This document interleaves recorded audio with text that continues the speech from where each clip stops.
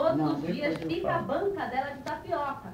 Só que hoje... A dona Sueli hoje se ausentou. Tudo indica que foi por causa da derrota do Paysandu. Dona Sueli não quis trabalhar. Não. Estava chateada, angustiada, triste. Não fui trabalhar hoje, que vai tristeza meu coração. Mas que passa. Parando, eu tô lá de novo. Quando a gente vai jogar parando, já tô viajando de novo, que a minha vida é viajar com esse meu time amado. Assim como Dona Sueli, milhares de bicolores estão hoje com aquela chamada ressaca moral. Perder e ganhar, claro, faz parte do jogo. O problema é como a derrota aconteceu, que até agora está intrigando todo mundo.